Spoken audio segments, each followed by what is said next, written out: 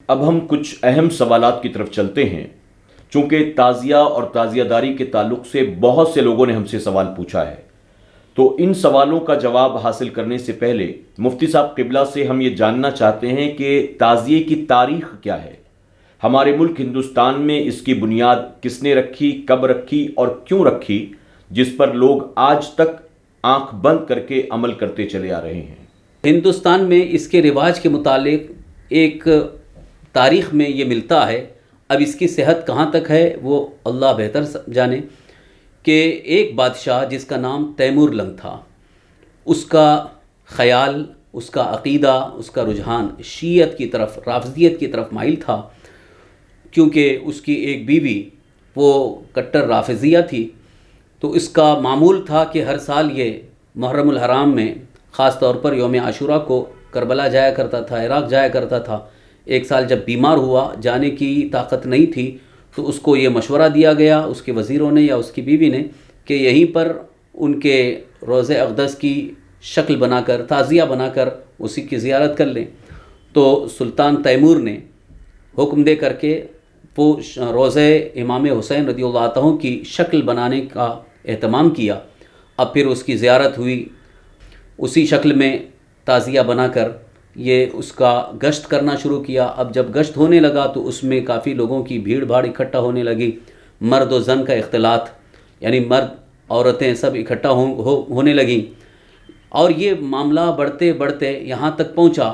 کہ اس میں بہت ساری خرافات جمع ہو گئیں۔ اسی طرح سے ناچنے گانے کا بھی موقع ملتا ہے، ڈھول باجے تاشے گانے کا بھی موقع ملتا ہے، یہ ساری چیزیں جلوس تعزیہ میں رواج پا گئی۔ تو ہندوستان میں جو مروجہ تعزیہ داری ہے، اسی بنیاد پر اکابر علماء اور ہمارے بزرگان دین نے اس کو سخت ناجائز و حرام اور بدعت شنیعہ قرار دیا۔ اعلیٰ حضرت امام اہل سنت مجدد دین الشاہ امام محمد رضا قدس روح کا رسالہ، جو رسالہ تعزیہ داری سے مشہور ہے، جس کا اصل نام ہے اعالی الافادہ فی تعزیۃ الہند و بیان الشہادہ، اس میں پوری تصریح موجود ہے۔ حضرت شاہ عبداللہ محدث دہلوی رحمۃ اللہ تعالی نے فتاوی عزیزیہ جلد اول صفحہ 75 پر یہ تحریر فرمایا ہے: تعزیہ داری ہمچو مبتدعاں می کنند بدعت است و ہم چونی ساختن ذرائح و صورت و قبور و علم وغیرہ ای ہم بدعت است و ظاہر است کہ بدعت حسنہ کے دراں ماخوذ نہ باشد نیست بلکہ بدعت سیئہ است۔ اسی جلد کے صفحہ 76 پر تحریر فرماتے ہیں کہ این چوں بہا کے ساختہ اوست قابل زیارت نیستن بلکہ قابل ازالان، چنانکہ در حدیث آمدہ من رآ منکم منکرن فلیغیرہ بیدہ فإن لم یستطع فبلسانہ فإن لم یستطع فبقلبہ وذلک اضعف الایمان۔ لہٰذا اس پوری عبارت کا خلاصہ یہ ہے کہ یہ بدعت سیئہ ہے، اور اس میں کسی طرح سے بھی اس کا تعاون نہ کیا جائے، اس کی مدد نہ کی جائے، بلکہ اس کو مٹانے کی کوشش کی جائے، کیونکہ سرکار دو عالم صلی اللہ علیہ وسلم کا فرمان عالی شان ہے کہ تم میں سے جو کوئی کسی بری چیز کو، خلاف شرع چیز کو دیکھے، اسے ہاتھ سے روکے، اور جس کو ہاتھ سے روکنے اور ختم کرنے کی طاقت اور استطاعت نہیں ہے وہ زبان سے روکے، اور جس کو زبان سے روکنے اور اس کو ختم کرنے کی استطاعت نہیں ہے وہ دل سے برا جانے، اور یہ ایمان کا سب سے کمزور درجہ ہے۔ مروجہ تعزیہ داری کے حوالے سے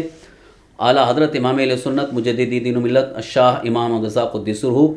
کی کتاب، آپ کے رسالے کا بھی میں نے حوالہ پیش کیا ہے، اور ساتھ ہی ساتھ حضرت علامہ شیخ عبدالعزیز شاہ محدث دہلوی رحمۃ اللہ تعالی علیہ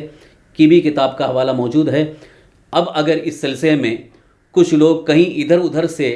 کچھ روایتیں لا کر کے جواز کا ثبوت پیش کرتے ہیں، یا اگر یہ کہتے ہیں کہ اس سے شوکت اسلام ظاہر ہوتی ہے، اس سے سنیت باقی رہتی ہے، اس سے ہمیں سنیت کا فروغ ملتا ہے، یہ سراسر جہالت ہے، اس لیے کہ کسی بدعت سے اسلام کا فروغ نہیں ہے بلکہ سنتوں سے اسلام کا فروغ ہے۔ سرکار دو عالم صلی اللہ تعالی وسلم کی سنتوں کو زندہ کرنا یہ باعث ثواب ہے، بدعت کی ایجاد یا بدعتوں کو فروغ دینا یہ سخت حرام ہے۔ اللہ کے رسول صلی اللہ علیہ وسلم نے صاف طور پر ارشاد فرمایا: من احدث فی امرنا ھذا ما لیس منہ فہو رد،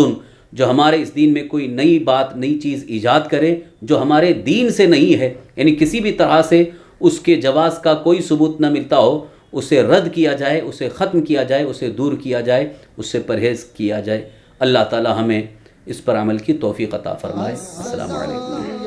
حسین السلام یا حسین السلام یا حسین میرے حسین تجھے سلام میرے حسین تجھے سلام